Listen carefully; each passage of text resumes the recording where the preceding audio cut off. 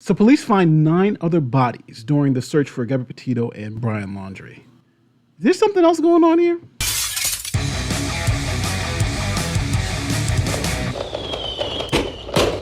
My name is Nate the Lawyer. If you are new here, we talk about the law and the facts. If you're about that life, don't forget to like this video, share this video, and subscribe to the channel. So the other day, I was looking around at the news, and I saw this very interesting article about the Brian Laundrie and Gabby Petito case. For those of you who don't know, Brian Laundrie and Gabby Petito are the 2 young couple that were engaged to be married, and they had a YouTube channel about van life, and they were traveling around the country in this van. And for those of you who don't know van life, you live in your van, and that allows you to be free or whatever. It's actually a big phenomenon on YouTube. One of the fastest growing channels ever on YouTube is a van life video. To cut a long story short, Brian was with his fiancée. They were somewhere in the wilderness. Next thing you know, Brian went back to his home. He didn't have his fiancée with him. People were concerned, like, hey, where's your fiancée? He said he didn't know. Then he goes and disappears. Eventually, police find Gabby Petito in the wilderness, and then they find Brian in the Florida Everglades. Now, the interesting piece of this is that during the massive police searches for both Brian and for Gabby, they found 9 other bodies. So these are those stories. First, this is Lauren Chow, 30 years old. She disappeared on June 28th. Her remains were found in California on Saturday. Police also found the remains of Sarah Bayard, 55 years old. Her remains were found off the side of a highway in El Paso County, Colorado.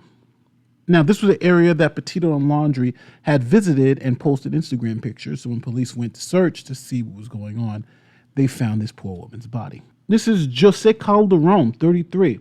Now, he had been stabbed to death along the Appalachian Trail in North Carolina. Now, rumors quickly began that this body may have been Brian Laundrie's body, but it wasn't. He had just been along this route on his way home to Florida. Mara Mercado, 19, was found dead on October 2nd in Orlando, Florida. Her parents believed that if authorities had taken her case more seriously, something like what they did with Gabby Petito, then she may still be alive. Unfortunately, her remains were found. This is Robert Lowry. He committed suicide in a national park near where Gabby Petito's body was found. They were searching for her, and they found him. This lovely couple, Kaylin and Crystal, were both shot and killed at a campsite in Moab, Utah in August. Interestingly enough, they reported that they had been camping and that they had told friends that the creepy man had been bothering them. And if something happened, that they were, quote, murdered. Now, police said they found no connection between this case and the Petito case, but still couldn't rule out Brian Laundrie as a suspect in the double homicide. This is 26-year-old Jared Hembry. He's a 26-year-old Texas man that went missing in the same national park where Gabby Petito's body was found. Now, a month after her body was found, his body was found in that same national park. So think about this. In the case of Brian Laundrie and Gabby Petito, they were searching for their remains. Well, actually, they were searching for them until they found out they found the remains. But in that effort to search for them, they found all of these other bodies, except for the last one they found a month after they found Gabby Petito's body. But this seems to be some type of epidemic in people just being murdered and dumped in wilderness campsites and on the side of roads and some things of this nature. And it's interesting to see how it's so diverse. You have men, you have women, and it's spread out so far. Also, it's scary that when national attention is focused on finding 1 or even 2 people, Gabby and her fiancé, you wind up finding something like 10 or 11 other people. It's scary to me because just imagine how many other people they would have found, if they start looking. It's really crazy. But what do you think? There are conspiracy theories everywhere. Some conspiracy theories are saying that this is a work of a serial killer, right? That that works within these parks or whatever. Others are saying that this has nothing to do, it's unrelated. Even though you have a couple of people who are van life, but it's just like These are all independent and just happened to be found because they were looking for Gabby. But what do you think? Do you think these have some relationship? Do you think some of them may be related? Do you think none of them may be related? If you look at the map, which I'll put up right now, you'll see these things are spread so far apart that I don't think you can really make an argument that they're all related. But you know, I've been wrong before. My thought process is that these were, police are looking for Gabby and her fiance, and eventually you look at places where you think bodies will be buried, and they looked and found bodies actually buried there, but those bodies happen not to be the people who they thought they were going to find. They happen to be other victims.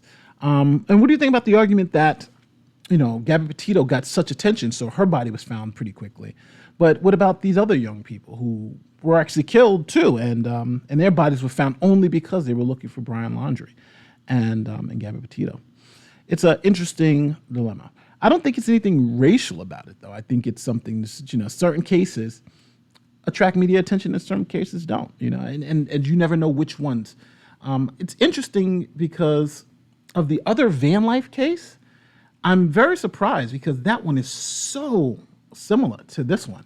It seems to be almost like an epidemic when it comes to these domestic violence because, from OJ to Gabby Petito to now even this person in New Hampshire who killed his wife in the same type of situation with the van life. Folding right now, Vermont State Police announcing a short time ago that they have located what they believe are the remains of 22-year-old Emily Ferlazzo. They expect to charge her husband, 41-year-old Joseph Ferlazzo, with first-degree murder. Vermont State Police say Joseph Ferlazzo admitted to killing his wife. Officials say the couple was on a trip in Vermont over the weekend. Emily's family reported her missing Monday night, informing Vermont officials that Joseph told them he had not seen his wife since the two got into an argument on Saturday.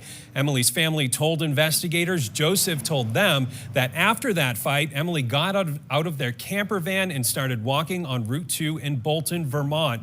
Joseph told family members he drove to a nearby convenience store, but when he came back along that road, his wife was gone. Now, during the investigation, police could not find Joseph. He was actually located at a convenience store in St. Albans, Vermont, after a detective recognized him. Tonight, Vermont State Police say the remains were discovered in the van Emily and Joseph were traveling in. It's scary to believe how the people who we most love are the people who we have to most fear, because these people are being killed not by strangers, it seems like, by people who they have, who say that they love them. So think about that. Well, I hope you enjoyed this video, and I hope this was eye-opening to you because it was kind of shocking to me. And what's going to be the aftermath of this? Are we going to start not having police search teams that are just like, let's just start looking for people, because this is kind of crazy how many people they found. I think it's interesting but scary to say the least. My name is Nate the Lawyer, and I'm going to see you later. Peace.